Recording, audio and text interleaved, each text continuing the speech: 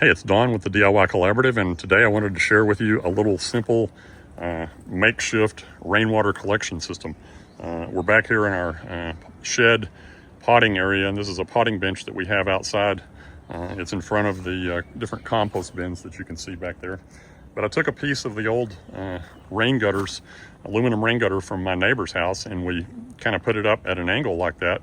And then when it rains, it collects rainwater, and I've got it running off the edge of the bench down here to some different 5-gallon buckets, and then I keep my watering cans handy so I can fill those as needed. And you can get lids for these buckets, and I have them for all of these. And what I do, if we don't use the rainwater often or real frequently, I'll go ahead and throw a lid on it so we can try to combat the mosquito larvae. But you can see, and they fill up pretty quick, believe it or not, when you have a channel like that to collect the rainwater. It's nothing fancy, it's just a simple way to try to get some extra rainwater. And as you know, today in this world, water is one of our most valuable commodities.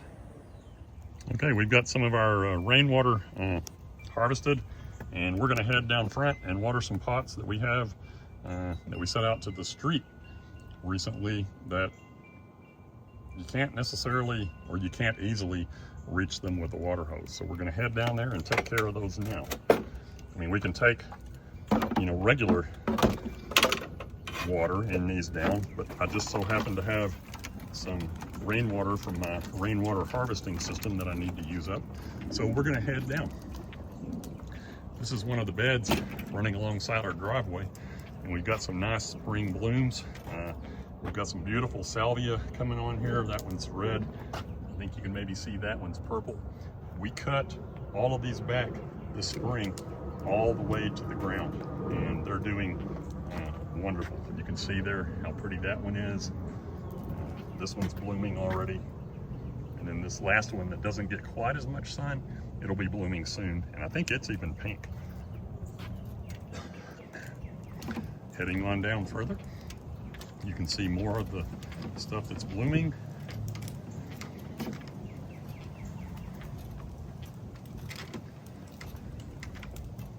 One of our experiments.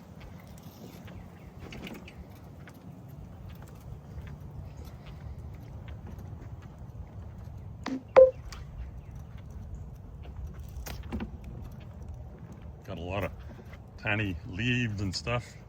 A couple of nights ago, we had some serious weather here in the Dallas-Fort Worth area.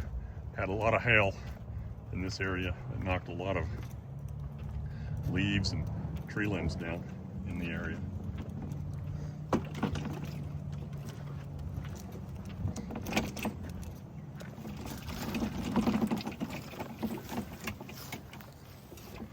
So here's one of our we actually potted these up and put them on our front porch, and it gets very little sun.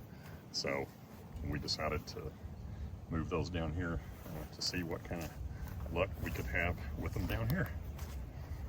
And this is just some of our front beds. One of the things that we love in these is the lemon coral sedum. We had a serious freeze this past winter, like 10 degrees and below for several days, and I thought all of this stuff was going to croak, but to my surprise, it all came back. And then here's the other pot at this end. So we're going to get them watered and then head back up and see what our next garden chore is for the day. Incidentally, so these are purple fountain grasses, and this thing will probably get yay tall. We'll show you a shot of some maybe that we had here in this bed last summer. In Dallas, though, these are considered maybe an annual because we can't get them to come back as an annual. However, I say that we actually have two this year that are coming back, but it's in a pretty protected bed area. I've got some gunk and debris from my rainwater collection in the bottom here that I'm trying to get out. So a few extra leaves.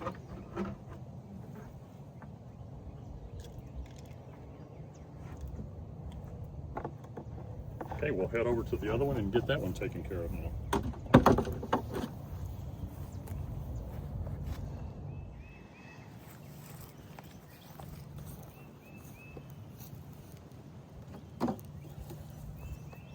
These get sun and shade down here at different times of the day, but they're getting way more sun than they did up on our front porch.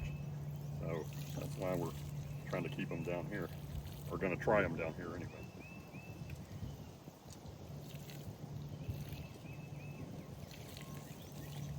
And don't water these every day. I think today's the highest we've had in Dallas so far this spring, and I believe it's around 90, 92 degrees. So we're just giving them a little extra drink today. I always kind of check the pots, and I don't water them if I don't feel like they need it. You can take your finger and stick it in a couple of knuckles and check if the soil, down in there is damp or not. And if it is, don't water them. If it isn't, if it's dry, go ahead and give them a drink. Keep them happy.